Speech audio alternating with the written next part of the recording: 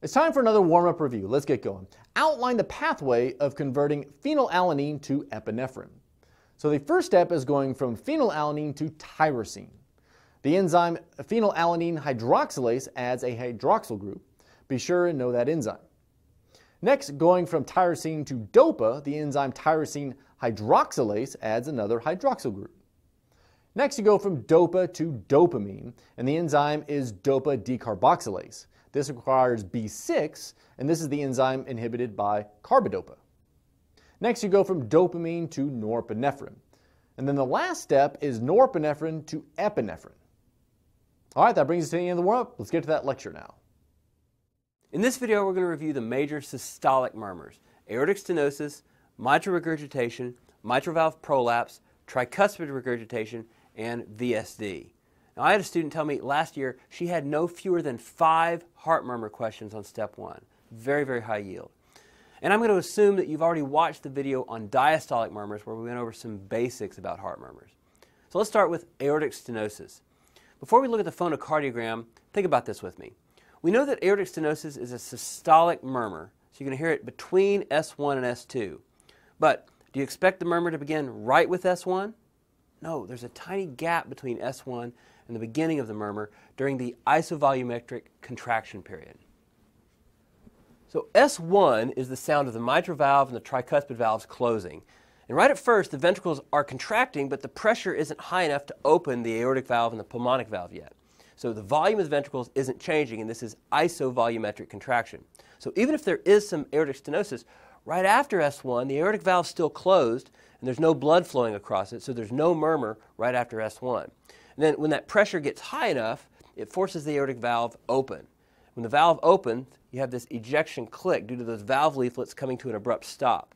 In aortic stenosis, the valve leaflets are usually scarred and calcified. That's why they aren't opening fully. That's why you have stenosis. So those calcified leaflets come to an abrupt stop, and it makes this abnormal sound, this ejection click.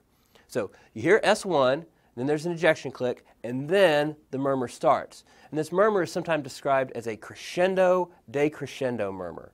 Those are musical terms. Crescendo means it gets louder, and then decrescendo means it gets softer. So you hear the murmur start soft after that ejection click, and then it peaks in intensity, and then it decrescendos or gets softer. And it ends at S2 when the valve closed.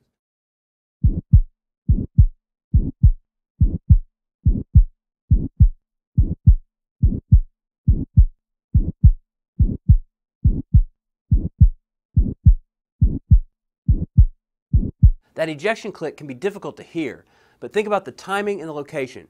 If you can tell this is a systolic murmur that's loudest in the aortic position, the right second interspace, you should be able to guess that it's aortic stenosis. And there are also some clinical clues that can help you. Not only is the murmur heard at the aortic position, but it's also going to radiate to the carotids. As blood goes from the ventricle through the aortic valve and up into the carotids, it's still going to have turbulent flow all the way up there. So if you put the stethoscope on the carotids, you can hear that systolic murmur. It sounds a lot like a bruit. You can also feel the weak, delayed peripheral pulses, which is kind of what you'd expect. That narrowed stenotic aortic valve is kind of blocking the blood from going into the aorta, and it's reducing the force of each beat. You're not going to perfuse very well because you're not maximizing the blood that can flow through the aortic valve with each contraction. So as a result of this, not only do you feel weak pulses, but the patient could also have syncope. If normally you're able to push a certain volume of blood through, now with stenosis you can't push as much blood through. You're not going to be perfusing the brain like you should be. So if they give you an elderly patient with syncope, at least entertain the possibility of aortic stenosis. Then besides syncope, 2 other symptoms you should think about with aortic stenosis are angina, or chest pain, and also dyspnea, or shortness of breath. So know those 3 classic symptoms: syncope, angina, and dyspnea. You don't have to have all 3. If you have any one of those in the presence of aortic stenosis, it's a very dangerous situation. It's time to replace that valve. Now, what kinds of things cause aortic stenosis? Well, there are 5 causes of aortic stenosis that I want you to make note of in your study guide. The most common cause is a bicuspid aortic valve. So instead of having a 3-leaflet aortic valve, the patient just has a 2-leaflet valve. We saw that as a potential cause of aortic regurgitation as well. A bicuspid aortic valve is a congenital defect, but it generally doesn't start causing problems until after age 40. So most people with bicuspid aortic valves don't know that they have a problem until they get to age 40 and that abnormal valve starts to become calcified. kind of similar to the calcification you get in your vessels due to atherosclerosis. Only here we're talking about calcification of the valve leaflets. So these patients are born with a bicuspid valve, and then as they age, the valve starts to become calcified. They start having progressive stenosis of that valve, and then they get syncopal episodes or chest pain or other evidence of aortic stenosis. So be aware of that. Then the second most common cause of aortic stenosis is what's called senile calcification or degenerative calcification. So here you have a normal 3-leaflet valve, and that valve becomes calcified. This usually becomes apparent after age 60. It takes longer to become problematic, not because it becomes calcified later, but because the normal valve can naturally just open wider than an abnormal bicuspid valve can.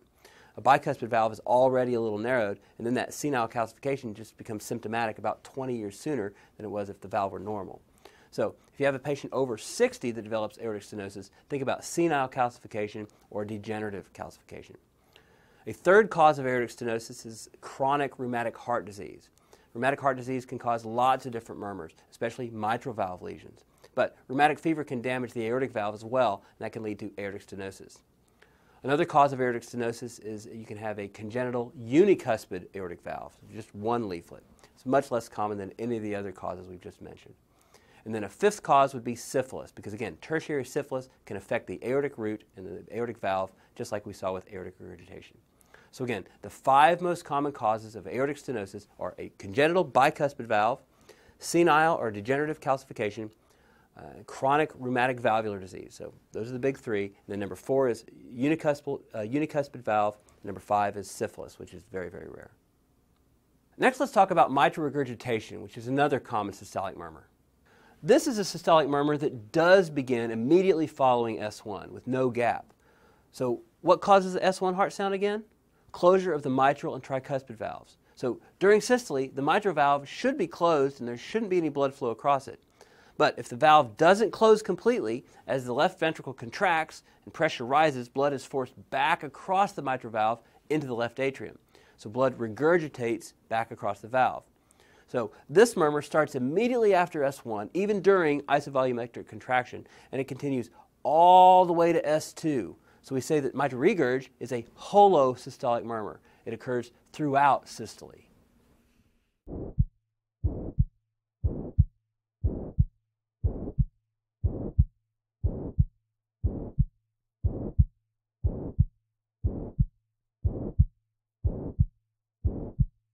Mitral regurgitation is sometimes described as a high-pitched blowing murmur. That's not nearly as helpful for your exam as the fact that it's a holosystolic murmur. And where do you expect the murmur to be loudest? In the mitral area, which is the 5th intercostal space in the midclavicular line. We sometimes call this the apex of the heart. It's where the pointy end of the heart is located.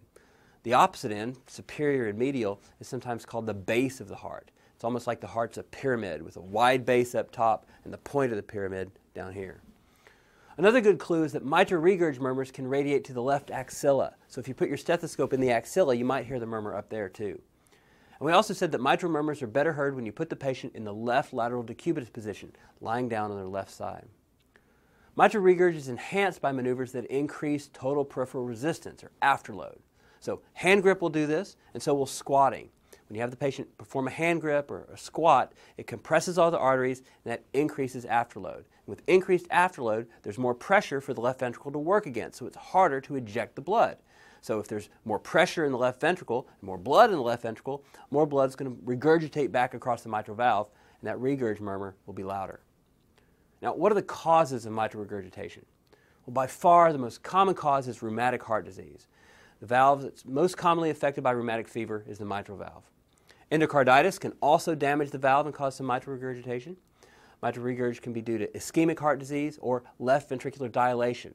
If the heart dilates, you can imagine how that might cause some separation between the valve leaflets so that they don't close properly, and that allows blood to leak back through. And then mitral regurg can also be associated with mitral valve prolapse.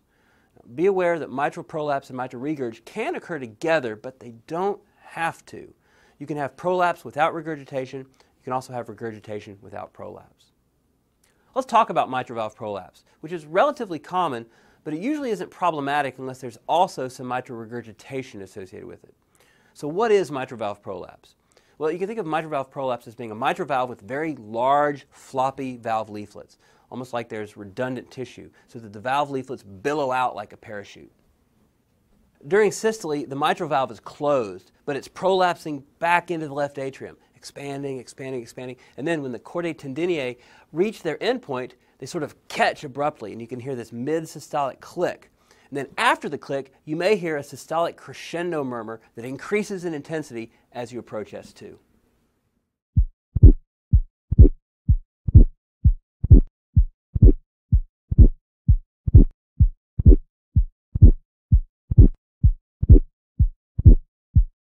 If you have the patient Valsalva, that makes the mid-systolic click happen earlier, and it makes the murmur start slightly earlier.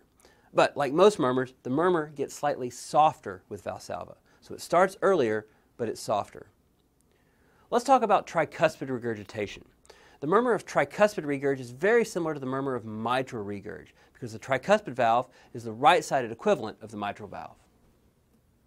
So like mitral regurg, tricuspid regurg is a holosystolic murmur, and it's heard loudest in the tricuspid area, in the left lower sternal border, in the fourth or fifth interspace. So it's very important to listen in different areas and decide where the murmur is loudest. The other important distinction is that the murmur of tricuspid regurg is louder with inspiration because of increased right atrial return. Remember, if you hear a murmur that gets louder with inspiration, it's more likely to be a right-sided heart murmur, like a tricuspid murmur. If your murmur gets louder with expiration, it's more likely to be a left-sided murmur, like a mitral murmur. So what causes tricuspid regurgitation? Again, rheumatic heart disease and endocarditis.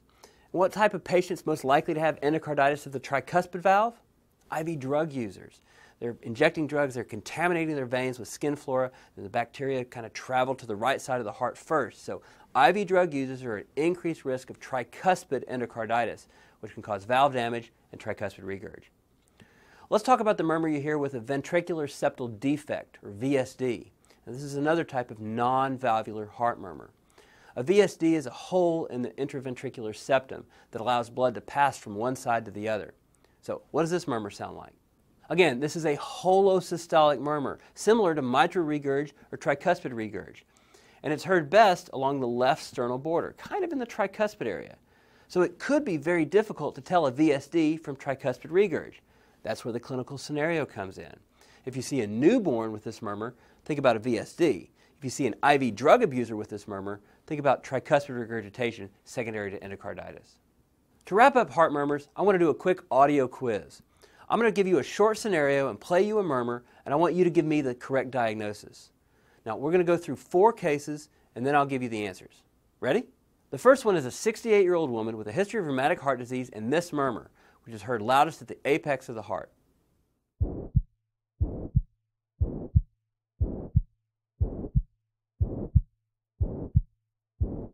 Next one. A tall, thin, 42-year-old man with long extremities and fingers. His blood pressure is 138/56. His head bobs rhythmically when he's sitting still, and you hear this murmur, which is loudest at the left lower sternal border.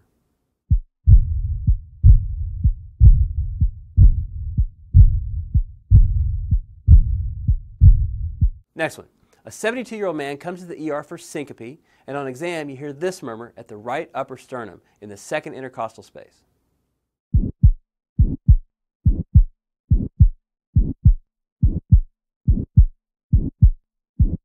And the last one.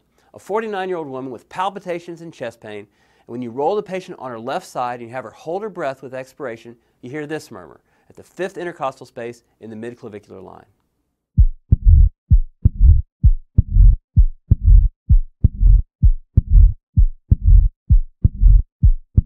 Ready for the answers?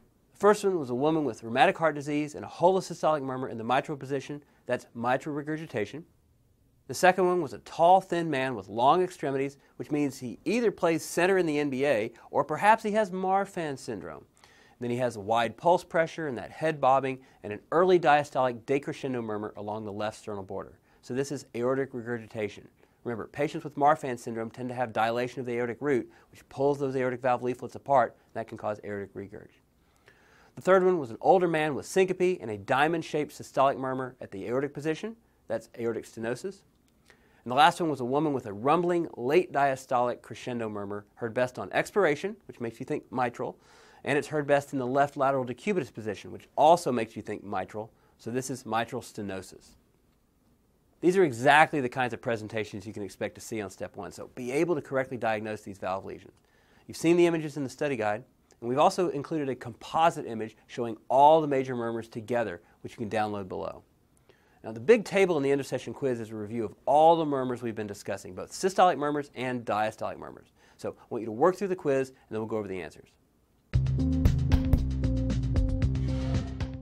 First question, which heart murmur is associated with weak pulses? That's aortic stenosis. Sometimes this finding is called pulsus parvus et tardus, which is Latin for weak and delayed pulses.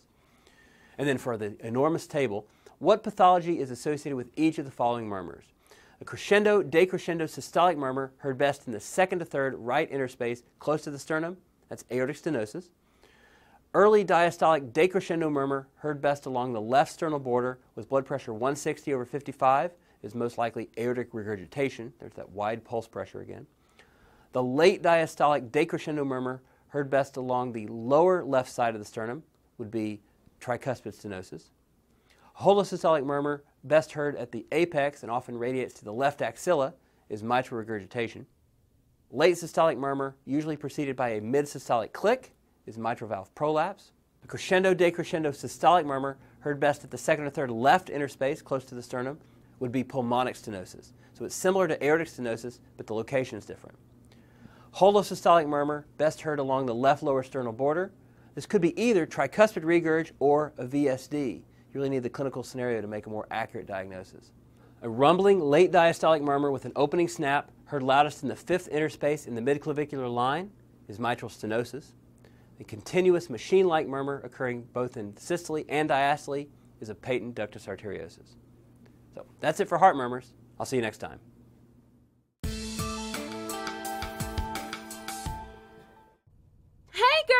Whoa, I seriously need to know when you're going to let me borrow that top.